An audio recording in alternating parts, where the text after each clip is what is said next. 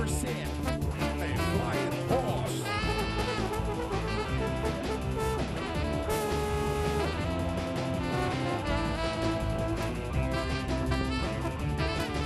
Have you ever seen a flying horse? Flying horse, flying horse, flying horse, flying horse, horse. Have you ever seen a horse that flies?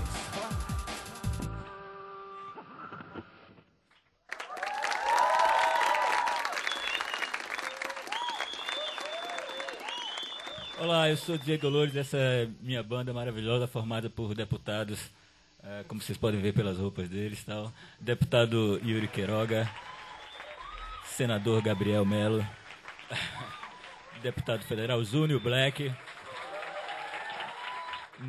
nosso outro senador ali, Deco do trombone, e esse daqui é quase presidente, Messier Parrot.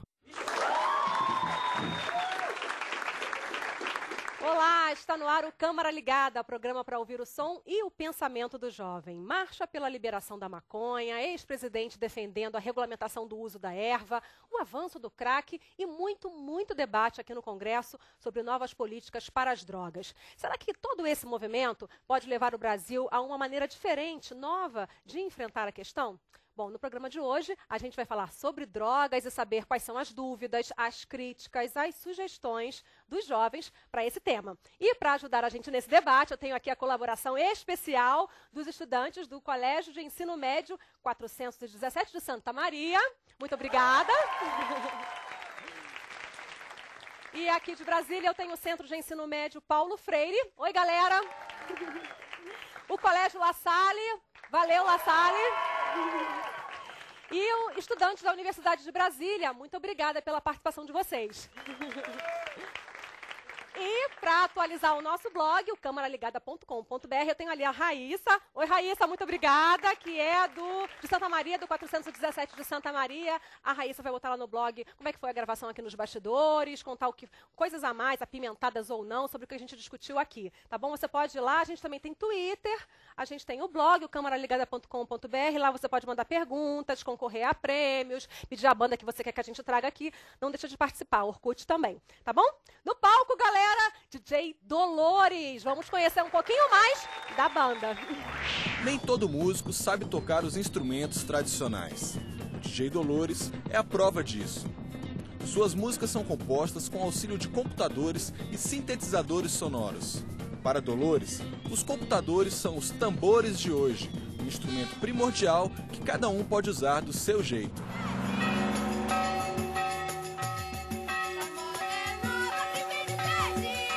Hélder Aragão nasceu em Sergipe, mas foi em Recife que se tornou o DJ Dolores. Ele iniciou seu trabalho com a composição de trilhas sonoras para peças de teatro e cinema. Suas músicas estão nos filmes A Máquina, Deus é Brasileiro, Narradores de Javé, Rap do Pequeno Príncipe, entre outros.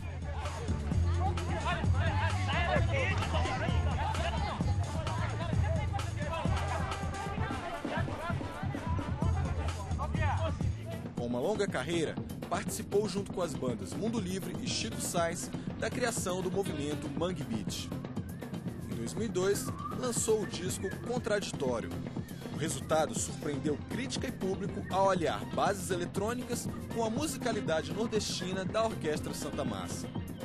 Desde então, DJ Dolores ganhou prêmios nacionais e internacionais e fez diversas turnês pelo mundo. É da cachaça pra cabeça, cabeção, da viola pro juízo do careta pro doidão. Acompanhado por uma nova banda e sempre atualizando a música tradicional do Nordeste, DJ Dolores lançou os discos Aparelhagem em 2005 e R$1 em 2008. Os fãs aguardam ansiosos o lançamento de mais um trabalho desse talentoso músico.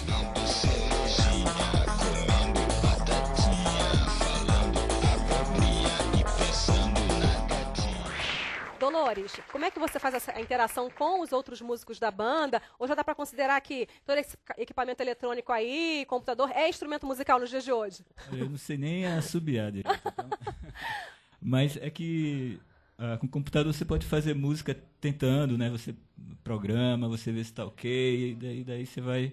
Nem teoria musical, assim. Hoje em dia você já domina alguma coisa. Né? É uma coisa muito intuitiva. E o mais bacana é que tolera o seu erro. Então você vai testando até acertar e daí vai construindo a música. E como é que você constrói isso com trompetes e guitarras e tudo junto? É difícil essa relação com os outros músicos? Nós somos uma banda, então cada um traz suas ideias e a gente junta tudo e no final acaba saindo alguma coisa. E quais são os projetos hoje em dia que vocês estão tocando assim com mais ênfase? Bom, essa é a banda principal e a gente voltou com a Orquestra Santa Massa, que é uma banda que acabou há 7 anos atrás, e a gente tem feito shows juntos. Eu tinha um projeto também com o Naná Vasconcelos e estamos planejando começar a tocar agora com o Robertinho do Recife, que aí vai ser só eletrônica e guitarra roqueira com batida de pista. E você coleciona prêmios no Brasil e no exterior, Helder. Como é que está a carreira internacional nesse momento? A carreira internacional está parada esse ano, porque a gente ainda não lançou disco, isso é super importante. Mesmo assim, tem uma pequena turnê em outubro. E foi super importante, assim, não só pela coisa da música, do trabalho, mas como crescimento individual. Assim. Viajar é uma coisa... Atenção, garotos, garotas, nunca percam a oportunidade de viajar, porque viajar você adquire conhecimento que você não tem outra forma de adquirir. Você não vai achar isso nos livros, nem na história contada por alguém. Viajar é uma experiência individual, muito particular e fundamental para mudar a sua vida. Assim. Perguntas aí na plateia? Posso continuar aqui conversando com o DJ? Se quiserem fazer, podem avisar. Tem uma aí? Pode falar. DJ, bom, você disse que muda algumas pessoas da banda. E essa mudança, acontece alguma briga ou é todo mundo bem unido mesmo? Não, é deliberado, é planejado. A ideia é fazer cada disco assim, mudando algumas pessoas, até para ter experiências novas, assim, não ficar chato, porque eu imagino que quem toca anos e anos a mesma música, com o mesmo arranjo, deve acabar se cansando. E a minha ideia é me divertir no meu trabalho.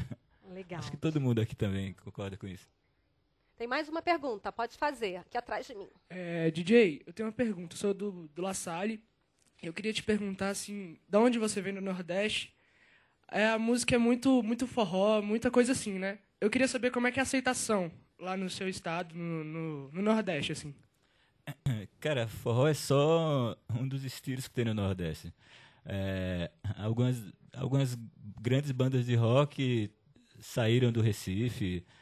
Tem um menino que vai estourar, você vai já ouvir falar dele, chamado Johnny Hooker, que é lá do Recife. Vamos trazer ele, rock, deixa assim, ele muito bacana tocar aqui pros meninos. Então, faça o que eu te disse, viaje para o Nordeste e vá atrás de música, que você vai descobrir que é muito mais bacana do que... a diversidade é muito maior do que só isso que você está achando. É isso aí, que o Brasil é um mundo, né? Toca mais um pouquinho então, Dolores. Do you have a sweetheart? A sweetheart? A sweetheart? Who is your sweetheart? Tem olho verde, cabelo pintado, na pele de bronze, um tribal tatuado. Tem boca e flor de doce sabor, olhar de felino, instinto canino. Quando ela passar, guarde seu coração, respire com calma, proteja sua alma. Foi feita de mel, de pedra e de fel, mistura tão rara de inferno e céu.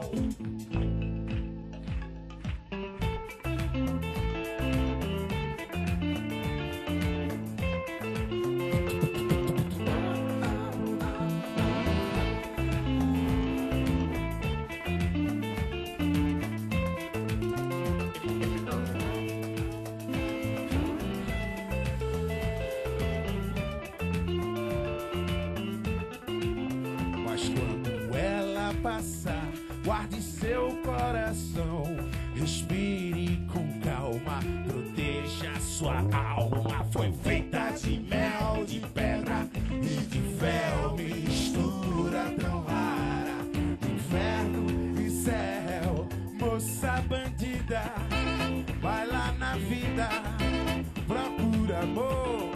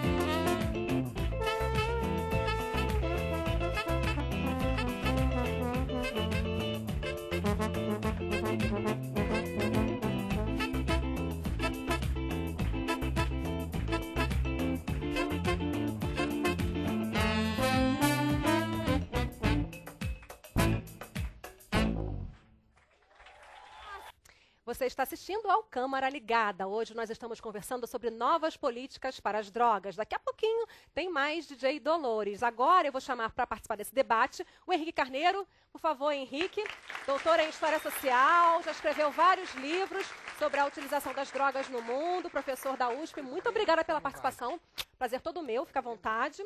O Henrique também é da Associação Brasileira Multidisciplinar de Estudos sobre Drogas. Vem para cá, Marcos Vinícius, por favor. Psicólogo da Clínica Mansão Vida de Tratamento de Dependentes Químicos aqui do DF. Muito obrigada, Marcos, pela presença, por aceitar nosso convite. Fica à vontade. Deputado Reginaldo Lopes, por favor. PT Minas Gerais, presidente da Comissão Especial de Políticas Públicas para as Drogas. Obrigada, deputado. Prazer, viu? Obrigada pela participação. E vamos entender, então, gente, um pouquinho mais dessas leis que tratam da droga? Bom, antes eu quero chamar o DJ. Isso, esqueci o DJ, por favor. Dolores, participa do debate com a gente, por favor. Agora sim, então, a gente vai entender na reportagem como é que funciona hoje em dia as leis no Brasil que tratam do uso de drogas. Tem gente querendo regras mais liberais e tomando as ruas em busca disso. Vamos ver na reportagem. O Supremo Tribunal Federal decidiu por unanimidade liberar a realização das marchas da maconha. Para os ministros, a Constituição garante a todos o direito à liberdade de expressão. Os magistrados entenderam que a intenção das marchas não é fazer propaganda das drogas, mas promover um debate das políticas públicas e dos efeitos da proibição. Até hoje, todas as políticas de combate e guerra às drogas se provaram ineficazes, porque não diminuíram o consumo, na verdade ele está aumentando. E o preço delas é muito alto, tanto em vidas humanas como em custo para o Estado.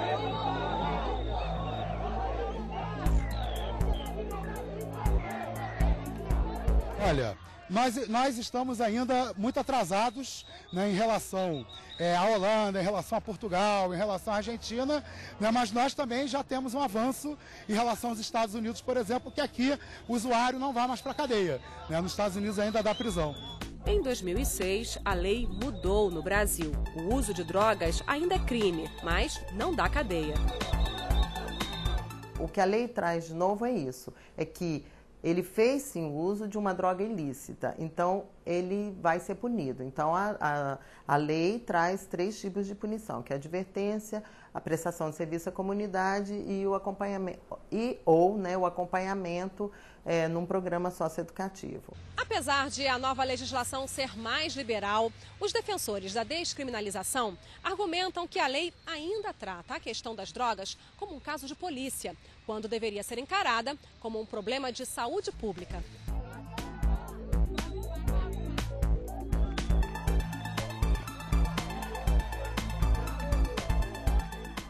O usuário, por mais que ele não fique preso, ele ainda passa por um constrangimento de ter que ir para uma delegacia, depois ir perante um juiz, dar explicações. Polícia! Caiu a casa, Pepe, caiu. Parado, polícia! Já falei polícia. Se não vai para a cadeia, por que precisa de todo esse procedimento do poder de polícia, né? Quando começou a se proibir as drogas no mundo, o que se criou? Uma verdadeira guerra às drogas. Isso, para mim, é um ciclo vicioso. O ciclo vicioso está na guerra às drogas. A polícia se arma, traficante se arma. A polícia se arma mais, traficante se arma mais. Né? O sistema que coloca em proibição essa substância é que favorece você financiar o tráfico. Você não tem outra opção, você vai comprar com o traficante. Recentemente, vários políticos aqui da América Latina, entre eles o ex-presidente Fernando Henrique Cardoso, defenderam a regulamentação do uso da maconha. Sem negar os prejuízos causados pelas drogas, essas personalidades acreditam que é preciso diferenciar as substâncias ilegais de acordo com os prejuízos que causam na saúde e na sociedade. O governo americano fez um estudo e comparou os danos causados por 20 substâncias. Numa escala que vai de 0 a 3, a maconha causa menos dependência física que o álcool e o tabaco, drogas lícitas no Brasil. Em relação à dependência psicológica, heroína, cocaína e tabaco estão no topo da lista. Já o álcool e a maconha causam um grau de dependência semelhante. No Congresso, o debate também é polêmico, enquanto alguns projetos de lei propõem até mesmo a criação de cooperativas de plantadores de maconha, Outros querem a volta da prisão do usuário. E você? Qual a sua opinião? Legal. Deu para a gente começar aqui a ter uma ideia, né, de todas as polêmicas que envolvem, ou parte da polêmica que envolve essa questão. Deputado, eu queria começar com o senhor. A comissão especial que o senhor preside aqui na Câmara analisa propostas de mudança na legislação que existe hoje. Que pontos da lei a gente acredita, os senhores acreditam que podem sofrer alterações? Em relação ao uso de drogas, qual é a tendência preponderante no Congresso hoje, a sua avalia? Mais para a flexibilização ou mais para endurecer ainda mais a lei? Todo esse debate ele é muito importante. Eu acho que o ex-presidente Fernando Henrique coloca o tema em pauta. Porque, na verdade, nós precisamos avançar muito nesse tema. Primeiro, eu acredito que, antes de alterar a atual legislação, o Estado brasileiro não fez o dever de casa. O que é fazer o dever de casa? Em 2006, nós avançamos do ponto de vista de legislação, porque despenalizamos. Ou seja, não é mais... A conduta é vedada, mas... o cidadão não é mais criminoso por usar drogas. Qual é o problema? É que nós não avançamos nessa lei da despenalização. Porque ao despenalizar, por que o usuário de drogas tem que ter contato com as autoridades policiais ou com o Poder Judiciário? O exemplo de Portugal ele é rico. Por quê? O usuário não tem mais contato com o Poder Judiciário. Ele tem contato com a autoridade da saúde pública. Porque qual é o mérito do debate colocado pelo ex-presidente Fernando Henrique Cardoso? Os dois méritos. Primeiro, o sistema prisional no Brasil é falido. É um absurdo alguém acreditar que ele recupera. Esse atual sistema é falido. Segundo, ele é criminoso. Ele é um doente. E em Portugal, persegue a doença e não o doente. Então, na minha opinião, e a opinião majoritária da comissão, é nós avançarmos a lei que despenaliza. Como? Tipificando a substância, o volume que cada usuário pode portar e talvez até avançando algumas restrições, né, do ponto de vista do tratamento. Né? E uma comissão de jurista, psicólogo, assistente social que não seja o Poder Judiciário, porque é caro, né, que o Poder Judiciário cuida dessa conduta vedada. Então, a tendência, acredito, que é para avançar a lei 11.343 de 2006.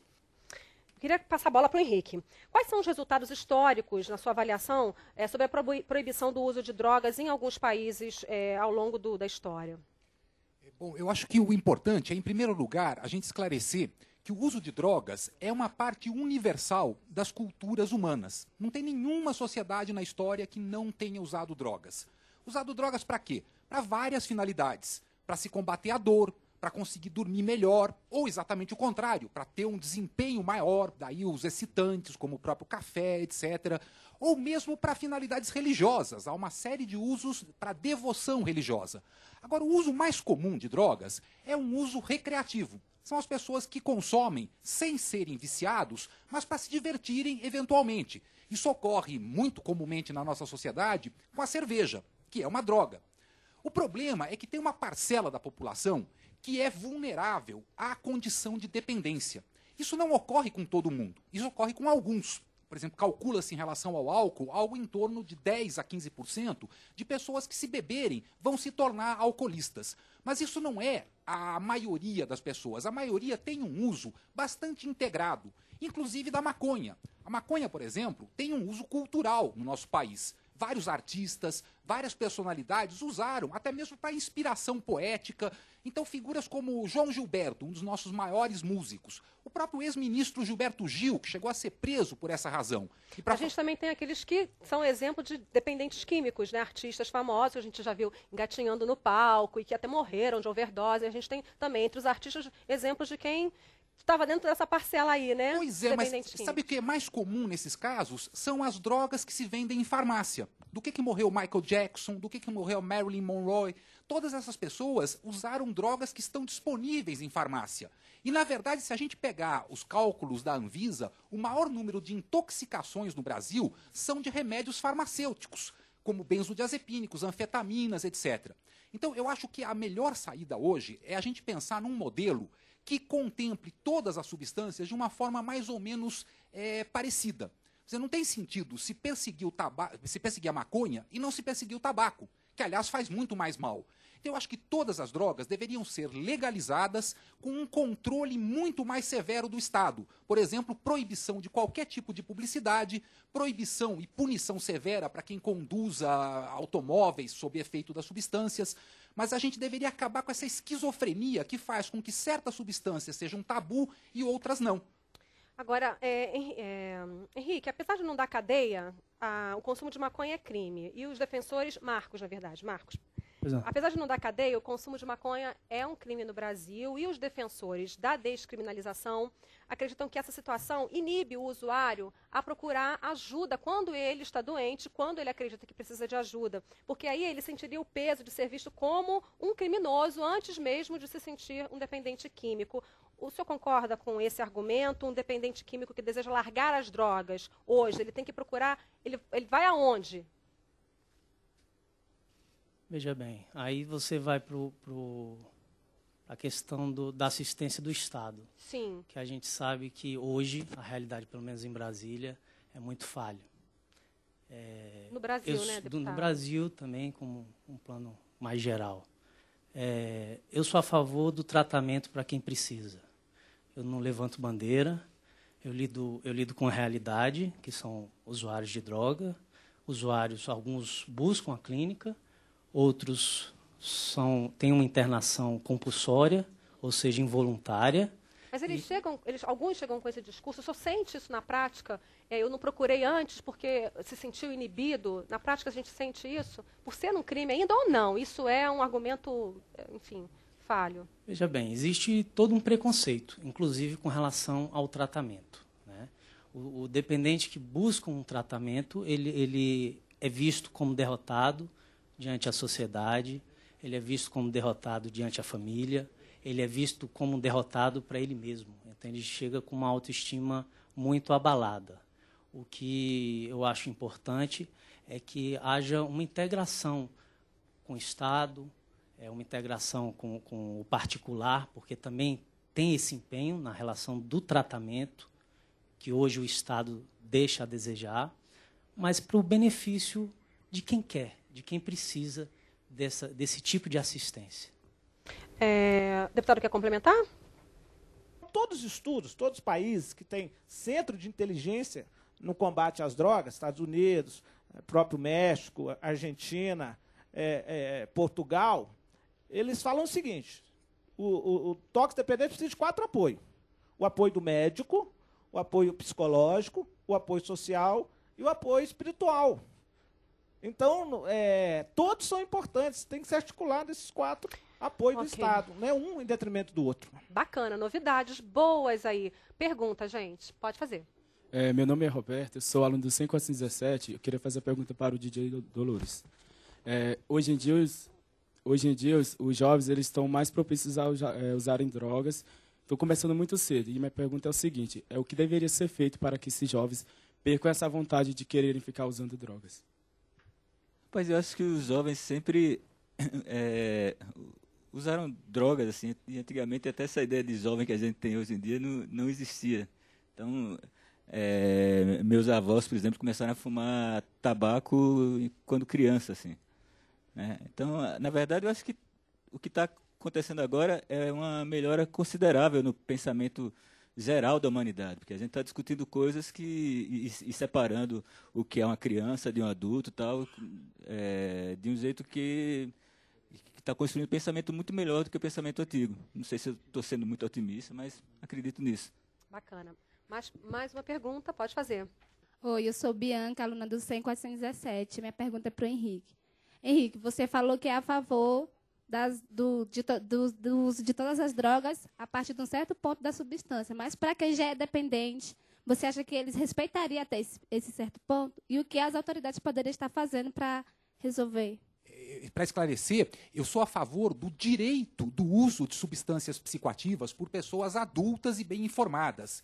Eu acho que as pessoas que usam drogas não necessariamente são dependentes. A gente sempre olha pelo ângulo dos dependentes.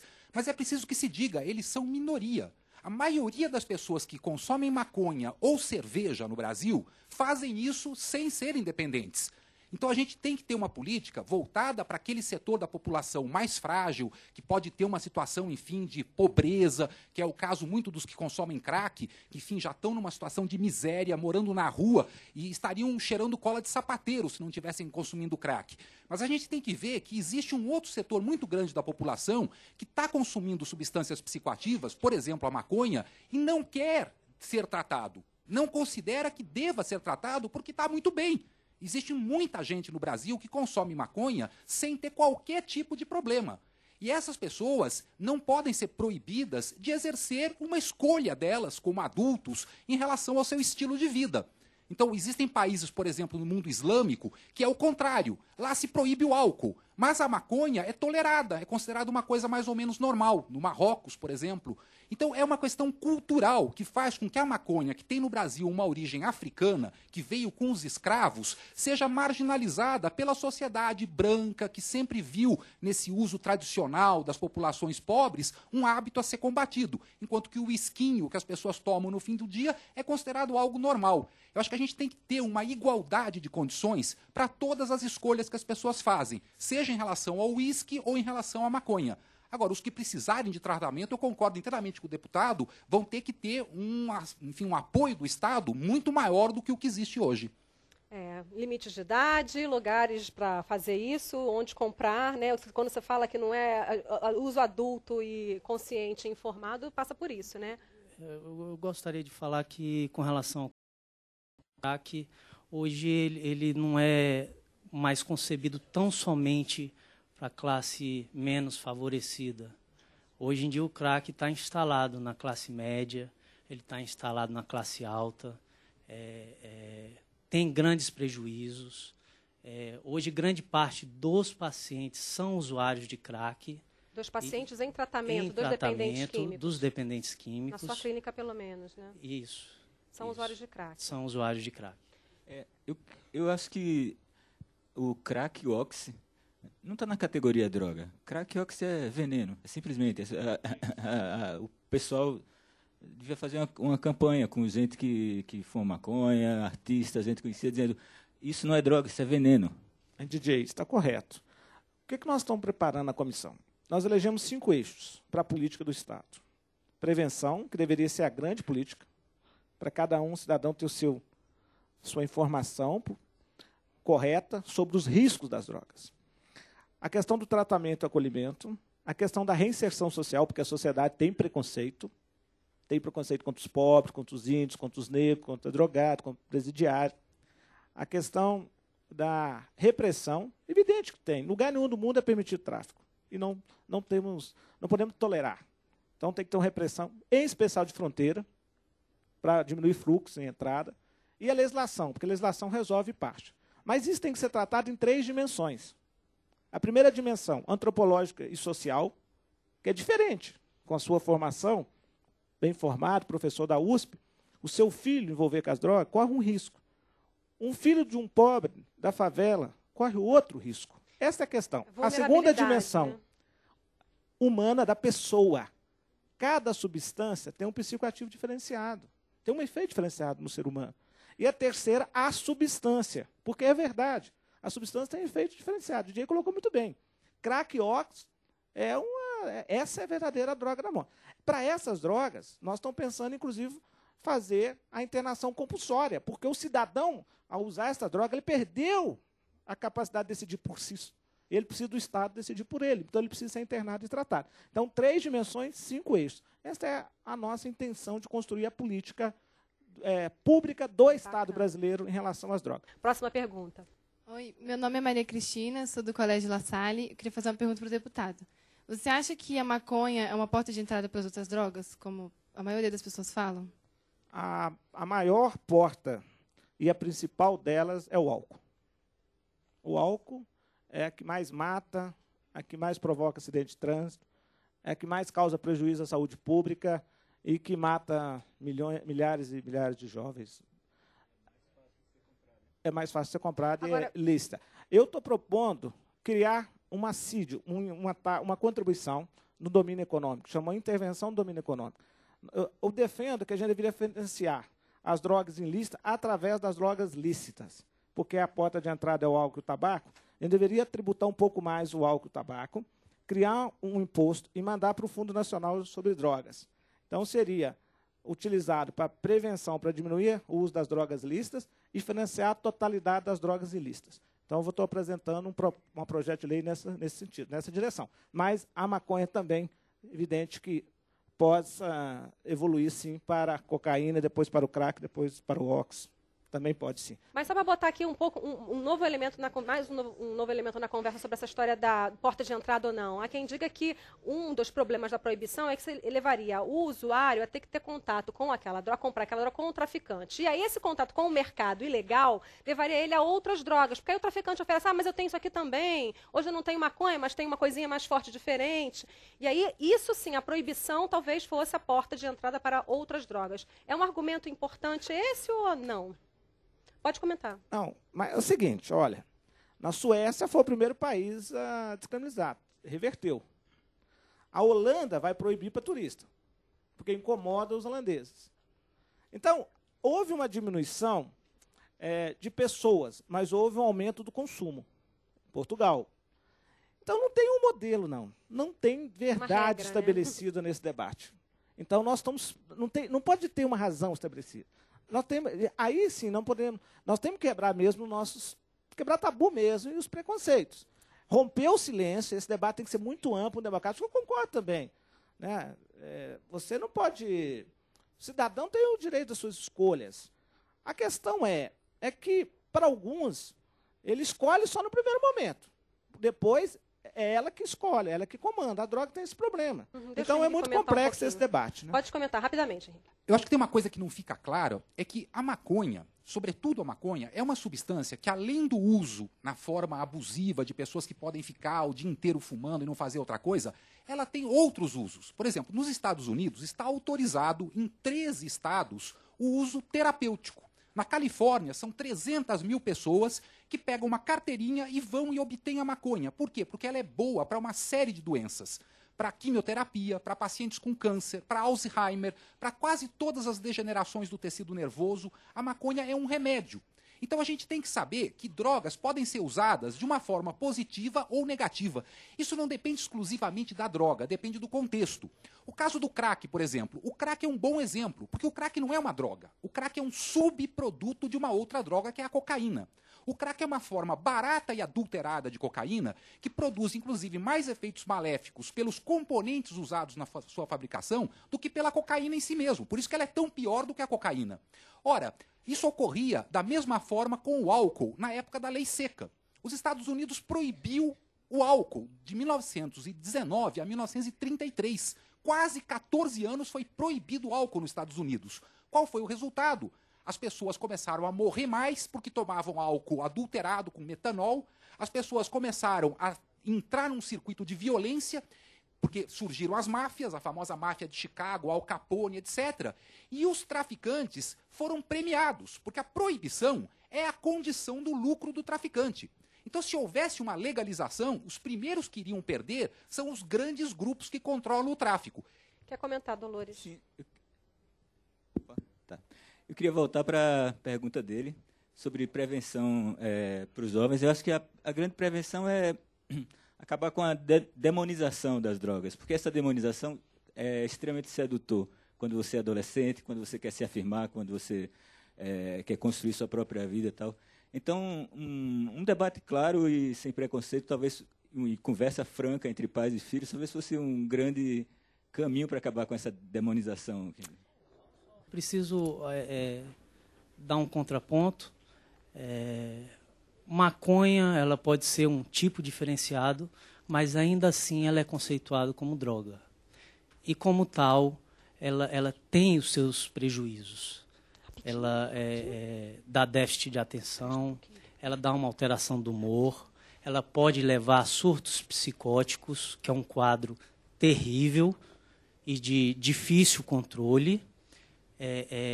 Existem usos controlados, como o colega colocou, realmente, usos controlados existem, mas esses usos, primeiro, não existem no Brasil, né? São feitos no exterior, mas por uma indicação médica, por um controle médico. A gente precisa ter a ciência dessa diferenciação. Esse controle, quem faz não é a própria pessoa. Eu vou usar a maconha porque ela pode ser medicinal. Não, não é bem assim. Existem drogas que têm o seu princípio ativo que veio do ópio, né? E nem por isso a gente vai liberar essa substância. Quer comentar rapidinho, porque primeiro você esqueceu de falar que a maconha é uma planta. É uma coisa natural, que vem da natureza. Primeiro passo. E eu tenho um exemplo em casa de um irmão meu, que foi dependente químico, e o seu tratamento foi todo em cima de maconha, até hoje ele fuma, e o crack já saiu da vida dele há mais de 10 anos. Depoimento, gente. Vai lá. Quer completar? Olha como isso é polêmico. A gente está aqui para botar ideias no ar. Ninguém quer concluir nada hoje, tá? Esse método da Califórnia é super hipócrita, porque, na verdade, você compra uma receita médica, assim como qualquer um pode comprar um remédio tarja preta. Você vai no médico, você convence o médico te passa uma receita. Com toda certeza, há um grande descontrole. Não é o médico que indica, é o paciente que vai lá e diz: eu preciso que você me receite maconha, porque eu estou com depressão, porque eu estou com insônia e tal. É um jeito muito hipócrita. Talvez aqui no Brasil a gente não devesse seguir o modelo desse, mas uma coisa muito mais aberta, mais clara. Ai, gente, não dá mais. A gente vai ter que ir para o intervalo. No próximo bloco, a gente vai falar mais em detalhes sobre essa rede pública para o tratamento dos dependentes químicos e sobre o avanço do crack no Brasil. Mas antes, um pouquinho mais de Dolores. DJ Dolores, toca mais um pouquinho para a gente.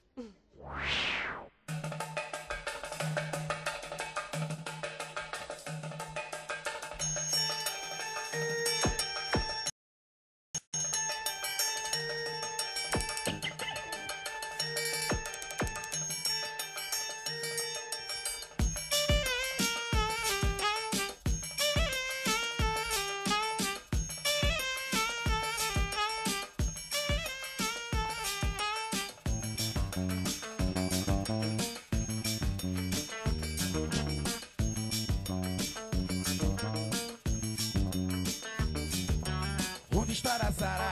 Bem nesse momento, nas areias claras ou no seu pensamento. Sob o céu azul, sunga de crochê, seu terceiro olho em busca do prazer, Zara.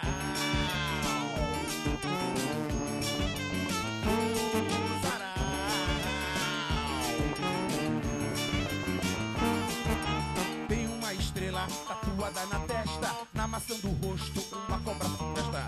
Tomando seu chá, comendo seu peixinho, ele quer revê-lo sempre com carinho, Zara.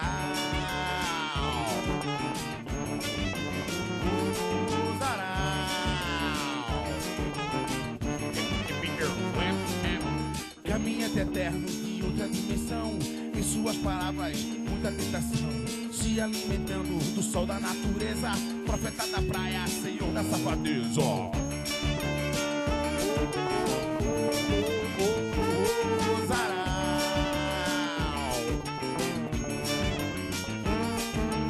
No ar ou na terra, de carro ou de avião, casa amarela ou no Afeganistão, tenha fé em Zara, Zara tem poder. Se você quiser, tudo pode acontecer, Zara. Oh, Zara.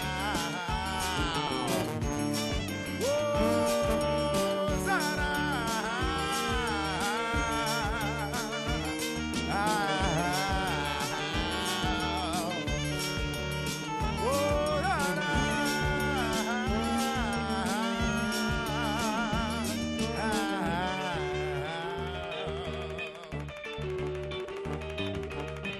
Aonde anda Zara? Por onde Zara anda? Um bicho raro feito urso panda. Agora dança em transe, a dança da cabala, rebola a zona da velha madrona. Obstinado e some, de gente ele tem fome, portanto que se some. You never be alone. Zara é o rei da praia, o mestre da gandaia, o escorpião na areia, aranha e sua. Oh, Zara. Oh, Zara.